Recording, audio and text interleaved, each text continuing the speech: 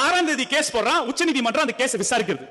அவன் என்ன கேஸ் போடுறானா, மாநில தேர்தல் நடக்குது, இந்த தேர்தல் காலகட்டங்களில் பல்வேறு திட்டங்கள் மூலம் மக்களை கவர்றதுக்கான நோக்கம் இருக்குது, அதனால நலத்திட்டங்களை கொடுக்கறத நிறுத்தணும், அதுல மாநிலங்களோட நிதி மேலாண்மை இல்ல, நலத்திட்டங்களை கொடுத்தா மாநிலங்கள் திவால் ஆயிடும், இதனால இதை நிறுத்தணும்னு சொல்றதா கேஸ். பிப்ரவரி 6. நான் கேக்குறேன், அண்ணா பீகார் தேர்தல் அப்ப கேஸ் போட்டானா? பீகார் தேர்தல் அப்ப பிஜேபி காரனும் நிதிஷும் சேரும் போது தேர்தல் தேதி அறிவிச்ச பிற்பாடு ஒன்றிய அரசு 10,000 ரூபாவை பிரதமர் மோடி திட்டம் சொல்லி கிட்டத்தட்ட 1 கோடி 2 கோடி 3 கோடி பெண்கள் வீட்டுக்கு 10,000 ரூபாய் கொடுக்குறாங்க. அப்ப அவனுக்கு கேஸ் போடல.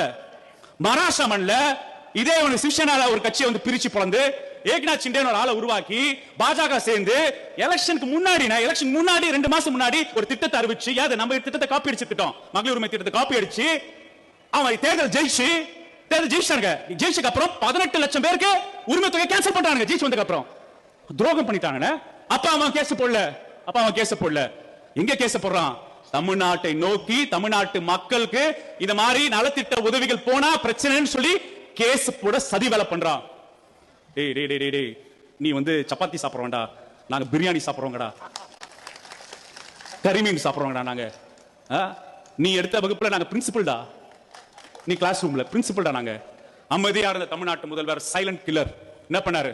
திடுதிப்பு எந்த அறிவின்றி தமிழ்நாட்டு மக்களுக்கு உச்ச நீதிமன்றத்தோட மனு தர்மத்தோட சதியை கண்ட தமிழ்நாட்டு முதல்வர் தன்னோட தாய்மார்களுக்கு, தன்னோட தங்கைகளுக்கு, தன்னோட அக்காக்களுக்கு 1,35 லட்சம் வீட்டுக்கு ஒரே சுவிட்சில் 6,500 கோடி ரூபாய் செயல்படுத்தி காலை பிரஸ் மீட் கொடுக்கிறாரு. காலையில 7:30 மணிக்கு காலங்காத்தால எல்லாரும் சங்கி எல்லாம் அலறான், வாயை பொழுது பாக்குறான். என்ன சொல்றானா, தாய்மார்களே மகளிர் உரிமை தொகையிலான நீங்க உங்க தன்மானத்தை உயர்த்திட்டீங்க, உங்களோட மருத்துவ செலவுக்கும், உங்களோட சில சிறிய கடன்களுக்கும், உங்களோட பாதுகாப்புக்காகவும், உங்களோட வளர்ச்சிக்காகவும், ஊட்டச்சத்து குழந்தை குறைபாடுக்காக நீங்க பணத்தை பயன்படுத்துறீங்க.